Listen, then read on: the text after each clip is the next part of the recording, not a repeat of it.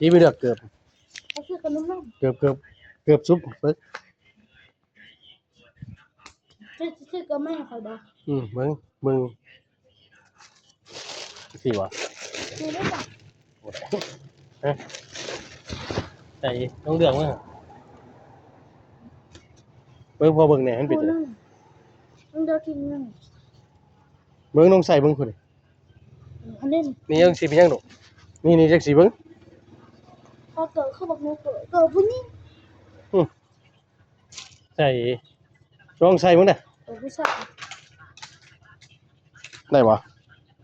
พอดีปะพอดีเอาคู่ห้ากิ่งกันหน่อยแล้วนี่ว่าคู่นี่กิ่งไม่ได้ใส่กิ่งทางมึงนี่เดนี่เงินปะมันบอกคู่กันทุกการเอากิ่ง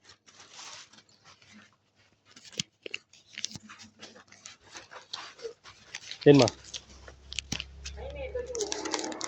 เมย์ยังอยู่กี่เป็นถามเมย์บ่อยู่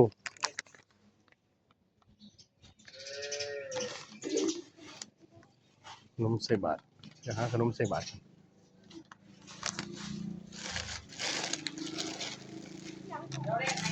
จะเอาคันกัน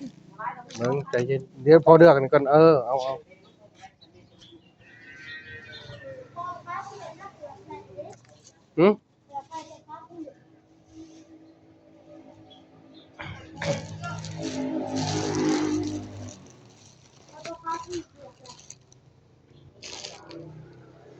หาของใส่บาตร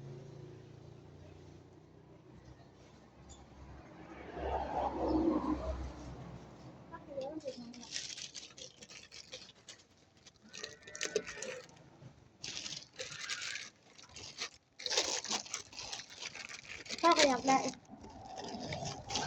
แล้วก็อยากเอาด้วยโอ้ยดีจามเด่นในลูกเจ้า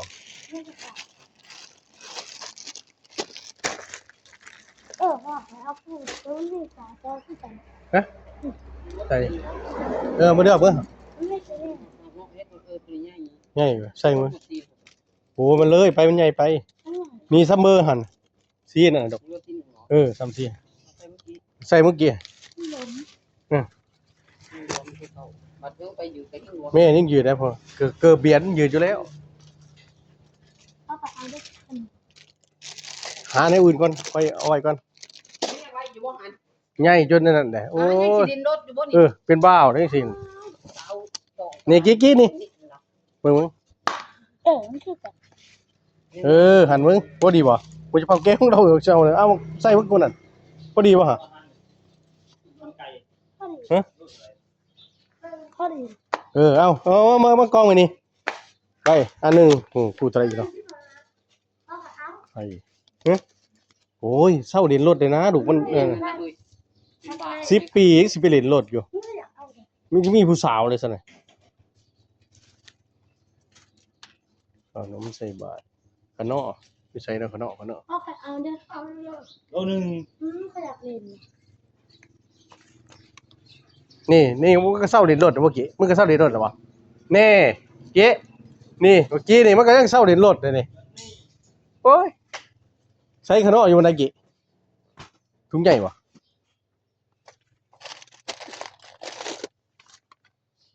แม่งไปใส่ไปเฮ็ดหยังไปเวียกมามีไปอันนี้ค่ะเดี๋ยวมากองไปก่อนลูกต้องเล่นนะลูกก้าวอันเศร้าเล่นนะของเล่นนะลูกเอ้ยต้องอันนั้นแล้วมีแต่หรือของผู้ใหญ่เด้อเอาเด้อขนอ2สิเป็นบ้าวนี่สิมาเล่นของเล่นอยู่ลูกเอ้ยอยู่นี่ต้องมีเพอขายบ่เด้นี่ตินี่ตินี่ใช่บ่มันเจ้าหลานเด่นไปซื้อยังซื้อมันใช้นี่พ่อก็อยากไล่โอ้บ่ได้ค่อยว่าจะหาถามหลานอยู่บ่ได้ไปเจ้าไปนี่ไปทับอีนางผิดหั่นอีนางผิดจังบ่คือเวใช้นางหั่นมันก็เฮือนข้างกันในของร้านมันโอ้ก็เห็นเราไปขายในบ้านอยู่ผู้เล็กน้อยผู้ชายนะมีอีนั้นบ่น้องเคยของอีผิดแม่นๆพูดซะโอ้หน้าตาลโอ้เจ้านี่ บ่เพราะว่าคอยก็จะมามันอยู่ใส่ เอาซื้อเด้อ ไว้ก่อนเดี๋ยวเลือกข้างหนึ่งของก่อน มึงไปอยากมา หมูโอ้วัดถึงมึงมีวัดถึงเงินเป็นนั่นบ่ไอ้เป็นตับมึงมีบ่ อันน่ะ วัดถึงเงินเป็นตับเด้ขายเท่าไหร่แบบว่าไอ้เขาขายเท่าไหร่93หั่นน่ะขายเท่าไหร่10ใบ93หั่น รักกัน รักโอ้กินขนมกูด้วยรักเก้ามึงมีบ่มึงมีแต่รักหาวะ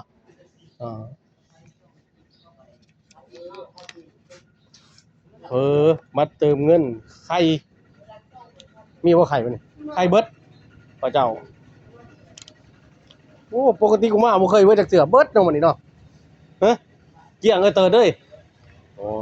ยปกติมาบ่เคยฮะ ฮะยัง เออ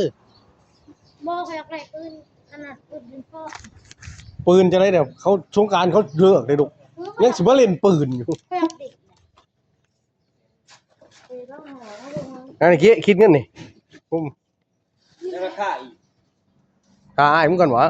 อ้ายมึงก่อนเลย เจอแน่ก็เรียน ดินเจ้าใหญ่เด้อดิเจ้าจักปีนะครับเมื่อวัน10 ปีเด้อวะ โม่ค่ะอะไรนี่เนาะต้อง ไอ้นี่หันมันเด็กน้อย2-3 ปีลูก โม่ 3 ปี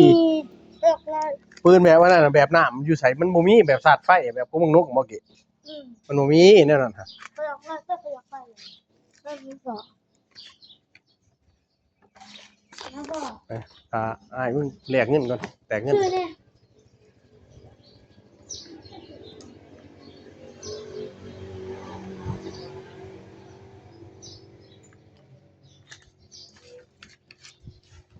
ก็อยากซื้อ ตัวมึงใส่ได้บ่เกิดความมึง ใช่ละอยู่อยากซื้อ โอ้ยนี่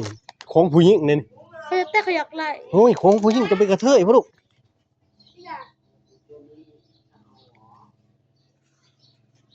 ก็เนี่ยบอกของสัตว์เป็นมือที่เดือด ใช่สิบ่เติมเงินโทรศัพท์เกะ นี่ของสัตว์ เติมเงินโทรศัพท์ แต่ว่าอยากซื้ออยากซื้อของเด็ก อ๋ออาดิดาส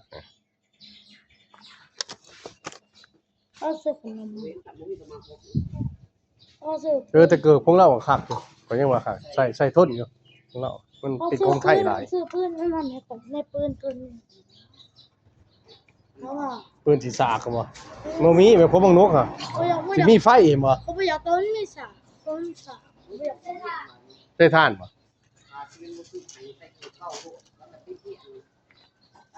มันก็เดิมเขาเงียบ มีพ่อ เขาบ่ได้เก็บแบบคู่ดอก บ่คือกันน่ะนี่ พ่ออยากได้ จริงๆอ่ะถ้าใส่ธรรมดาบ่เป็นหยังย่ามไปก็ตึกสิไปก็เพ่เลย มันบ่ได้ขายได้กินคนทางผู้ใส่นะฮะมันฟ้าหาก็ซื้อมาให้ใส่เดือนเดียวก็ใส่ได้เป็นปียังบ่ทัน นี่ ขาย โอ้ลูกค้าโมนี่หลาย ซื้อ เลือกไว้คนสวยเด้อไหน ไม่ได้ซื้อซื้อ ของเบิ่งเป็นหูมันจะเป็นหูของผู้หญิงเห็นบ่นี่กระเทยเขา อัน ใส่ นี้ห้องผู้ชายมันเป็นอะไรเลยนี่ต้องไปกระติก มันเกิดใส่ดีๆมันสิเนี่ยคือยังกันโอ้ดิดเท่าไหร่ตัวนี้ เขาต้นไหนเนี่ย เดี๋ยวก่อนนี่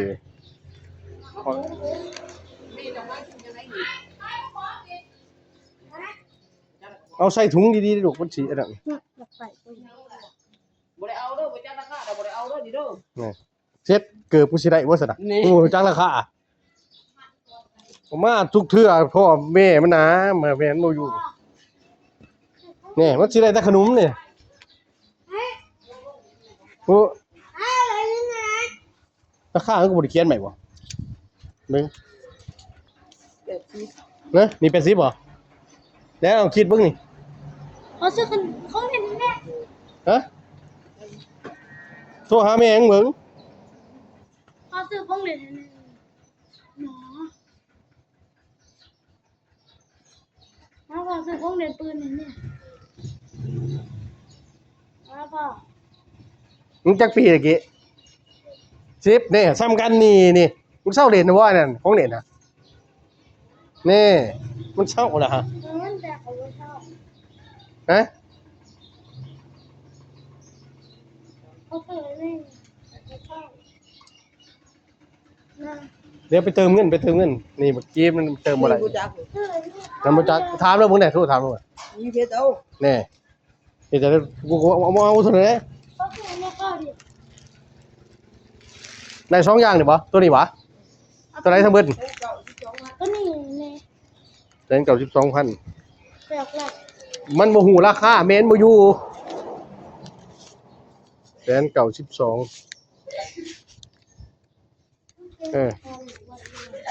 แม่นบ่อยู่นี่ได้แต่เกิบก็นี่เอาไปเอาถุงมาใส่กูได้เก๊ะ สแกนที่ว่า ฮะ สแกนที่ สแกนโอ้ยสแกนจะไหนเนี่ย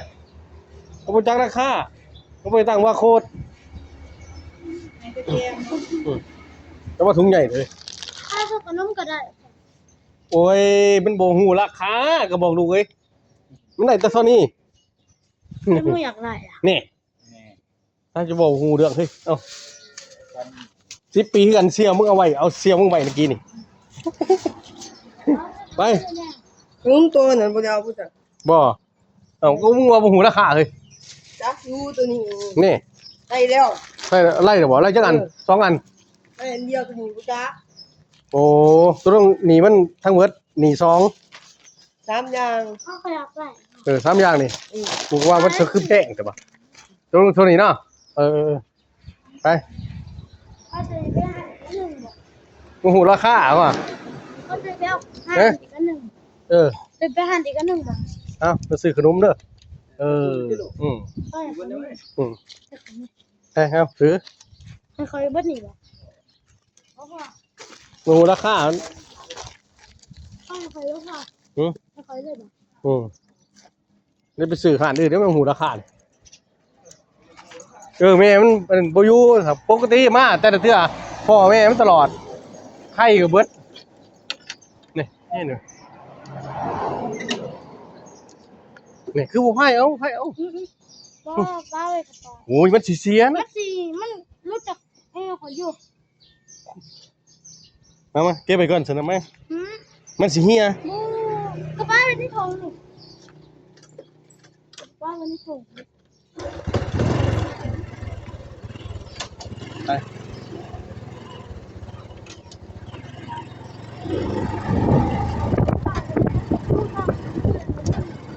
ซื้อจะได้บ่กินบ่ฮู้ราคาลูก เรียนที่ไหน เรียนไปเวีย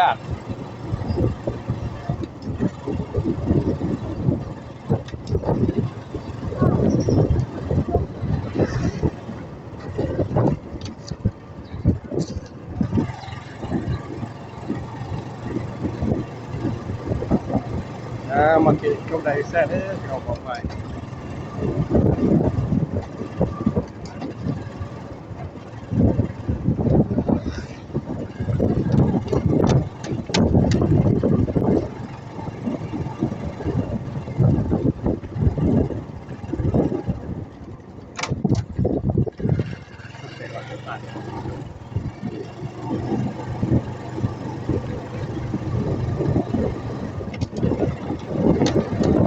ครับเนี่ย เขาอยากเอาหัน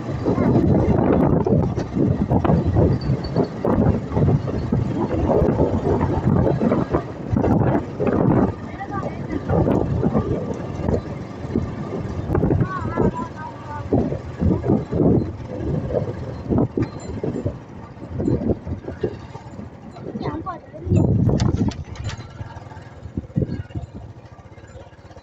ถามเนี่ยเขาว่าเขาขายเพอราคาส่งอาหารบักนั้นซื้อยังน้องผู้ชายคนไต่น่ะอยู่วันไหนฮะว่า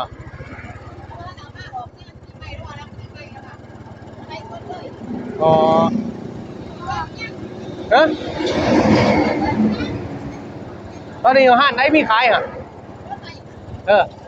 บ่มีวะอ๋อเอาไปยังครับใจเท่าไหร่ ก็เป็น